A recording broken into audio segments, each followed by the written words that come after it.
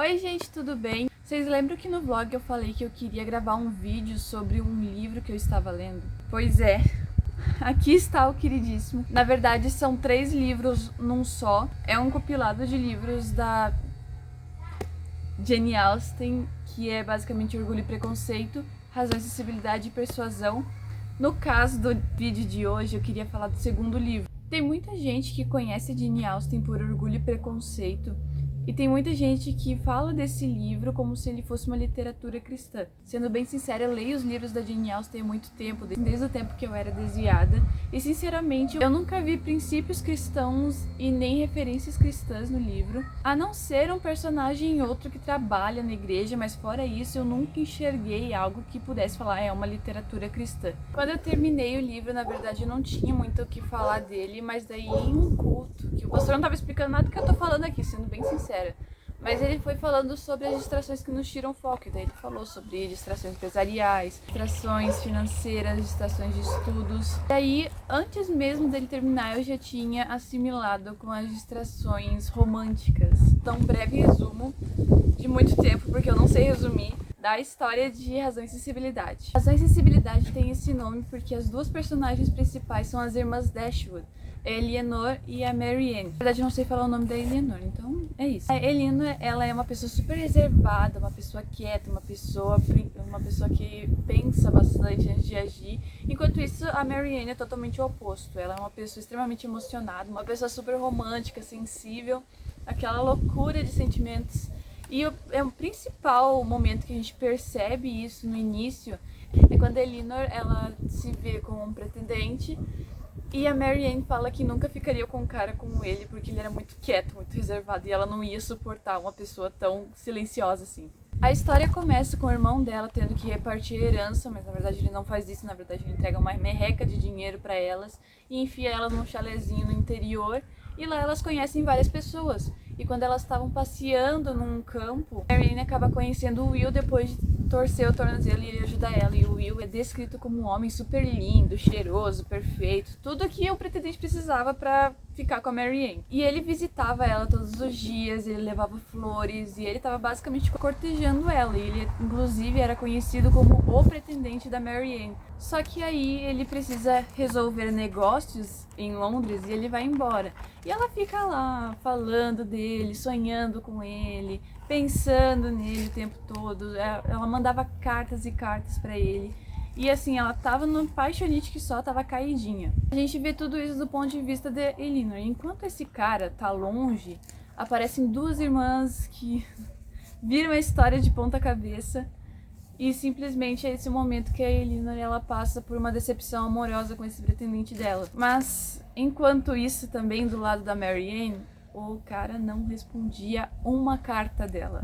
Aí a tia de uma amiga delas chama elas para irem visitar Londres. A Marianne, lógico, fica super animada, fica super feliz porque ela tem chance de encontrar o Will lá. E ela acaba encontrando em um baile com outra mulher. E ela fica arrasada, ela escreve cartas e cartas, ela fica ao nível de não sair do quarto pra comer, pra beber água, ela não sai pra fazer nada, ela andava triste, ela ficou pálida de tanto chorar. Então ele finalmente responde ela com uma carta, só que nessa carta ele fala basicamente que ela deve ter confundido os sentimentos dele, que na verdade ele nunca sentiu nada e tudo isso deixa ela pior ainda. E então a irmã dela também se coloca no lugar de ter que esquecer da própria decepção amorosa para cuidar da decepção amorosa da irmã. Depois de muito tempo que ela precisou de ajuda da irmã dela, que a irmã dela acaba virando um grande apoio emocional para ela. No resto do livro a gente não vê ela 100% recuperada, mas a gente consegue ver uma melhora dela com a ajuda da irmã. E depois que tudo acontece e ela acaba descobrindo a decepção da irmã, e ela acaba se culpando, porque todo aquele momento, que é uma boa parte do livro, na verdade, ela estava sugando a energia de todo mundo só por causa das dores dela. E no final ela percebeu que ela estava fazendo todo mundo se preocupar com ela e a coitada da irmã, que também precisava de ajuda, não estava recebendo atenção nenhuma. E depois disso é um momento melhor, eu acho, assim, para as irmãs Dashwood, porque elas acabam se unindo mais por mais que sejam duas decepções amorosas, elas juntaram e fizeram um bolo com isso. E a Marianne acaba contraindo uma doença mortal e preocupa todo mundo, todos os amigos que elas tinham conhecido. E, inclusive o querido do Will, mais uma vez de volta na história. Mas como ele não podia falar com a Marianne, porque não se sabia se a doença era contagiosa ou não, ele acaba falando tudo pra coitada da irmã Elinor. Nesse momento ele acaba revelando que na verdade ele se casou por interesse e que na verdade sempre foi apaixonado pela Marianne. E essa é a parte que mais me dá raiva, porque ele só aparece basicamente pra magoar ainda mais a Marianne, que já tava um pouquinho melhor, não tava 100%, mas já tava um pouquinho melhor. Pra que ele foi aparecer de novo? A Elinor, ela acaba contando tudo o que aconteceu pra irmã, e no final a Marianne volta à melancolia, e essa talvez seja uma parte triste do livro. Mas se vocês querem um alívio, nenhum dos livros da Jane Austen tem um final triste, na verdade todos têm um final feliz, e inclusive a Marianne acaba se casando com quem eu sempre shippei desde o início. Esse livro é cheio de altos e baixos, desde o início até o final, e principalmente da parte da Marianne, que ela passa por um grande sufoco. E a única coisa que eu pensei do início até o final do livro foi que se ela tivesse guardado o coração e confiado, nada disso teria acontecido. Eu gostaria de ter me identificado muito mais com a Elinor do que com a Marianne. Logicamente pela forma que a Elinor, ela leva tudo muito calmamente, muito, assim, de uma forma muito inteligente, que eu simplesmente teria surtado no primeiro segundo. E é exatamente essa a principal diferença das suas irmãs, a forma como elas cuidam dos relacionamentos delas. E para contextualizar o que eu consegui receber desse livro, eu gostaria de ler uma parábola que Jesus contou. A parábola se encontra em Lucas 12, do 16 ao 21. As terras de um certo homem rico produziam com abundância, e ele começou a pensar consigo mesmo: que farei agora?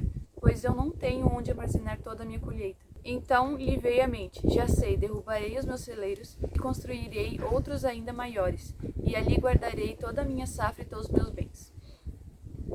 E assim direi à minha alma: tens grande quantidade de bens depositados para muitos anos. Agora tranquiliza-te, come e bebe e diverte-te.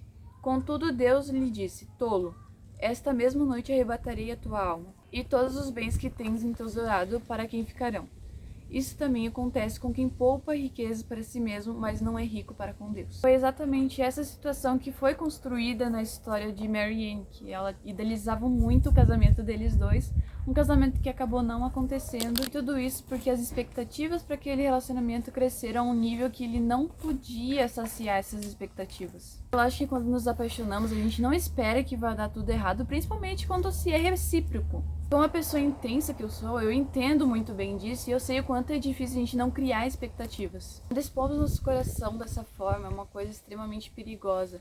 Ok, que a gente sempre viu o amor sendo vendido de uma forma linda, perfeita, que nunca vai dar errado, que sempre vai superar as expectativas, mas na realidade não é assim. Na realidade o amor é uma coisa que, se não for cuidada, se não tiver atenção e controle, pode acabar se tornando um Deus nas nossas vidas. Em Cânticos 4:12 fala também: como um jardim fechado, minha noiva, a minha irmã em Israel, és jardim fechado, uma fonte lacrada.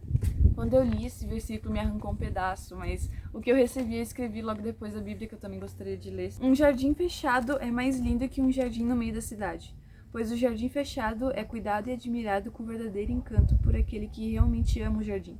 Enquanto isso, o jardim que está no meio da cidade é pisoteado e tratado com desprezo. A gente vê no livro exatamente a situação de duas irmãs que têm dois jardins, cada uma cuida do seu de uma forma.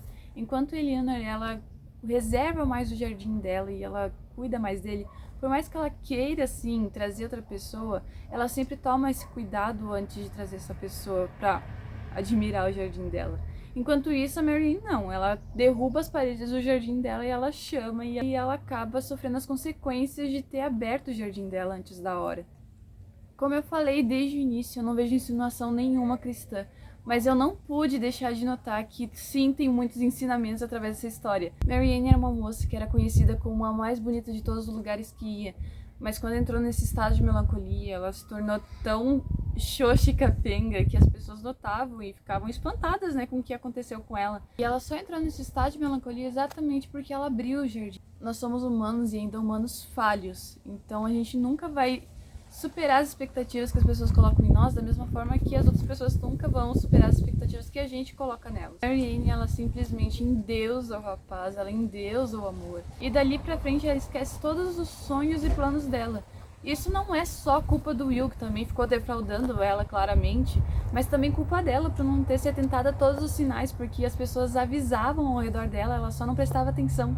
Eclesiastes 3:1 diz que para todas as realizações há um tempo certo. Eclesiastes 3 é um capítulo inteiro que fala sobre como devemos acalmar nossas ansiedades sobre as coisas aqui da terra. E o livro de Eclesiastes mesmo fala muito sobre como tudo é perda de tempo, é tudo vaidade. O nosso maior foco aqui na terra deve ser nossa intimidade, nossa salvação em Deus. E como Eclesiastes também vai dizer, nada disso provém de nós, mas são presentes de Deus. O Senhor nos ama tanto que por mais que a gente não atinja as expectativas dele, ele nos sustenta e nos dá força para conseguir vencer e cada dia mais superar essas coisas que muitas vezes nos magoam. Se você não acreditar nisso, lembra que Jesus mesmo disse isso em Mateus 6:33. Buscai assim em primeiro lugar o reino de Deus e todas as outras coisas serão vos acrescentadas. Agimos como a Marianne de colocar a carroça na frente dos bois. Muitas vezes, na verdade, a gente acaba atrapalhando os planos que Deus tem para nossa vida e muitas vezes são planos que a gente estava caminhando certo e talvez era mesmo aquela coisa que a gente tinha tanta ansiedade de acontecer, mas não é aquele momento, porque muitas vezes a gente precisa ser preparado. A gente precisa entender que há um processo. Só que exatamente por a gente permitir que a nossa ansiedade seja maior, muitas vezes a gente acaba passando por coisas dolorosas num caminho que na verdade era para ser prazeroso. Nós muitas vezes não acreditamos nisso quando nós vivemos o ordinário, mas a gente não percebe que até as coisas que a gente faz no ordinário acabam afetando o extraordinário de Deus que ele tem guardado para nossas vidas. Em 2 Coríntios 4:18, Paulo diz: sendo assim, fixamos nossos olhos não naquilo que se possa enxergar, mas nos elementos que não são vistos, pois os visíveis são temporais, ao passo que os que não se veem são eternos. Sendo assim, também em Colossenses 3:2, pensai nos objetivos do alto e não nas coisas pequenas. Eu sou o tipo de pessoa romântica, então eu sei quanto assusta a gente até não estar apaixonada. Mas o que a gente não deve esquecer é daquele famoso conselho que a gente ouve das mulheres mais velhas, que na verdade a gente está vivendo o nosso melhor momento da nossa vida durante a solteirice. A solteirice é muitas vezes vista como uma vilã, uma inimiga,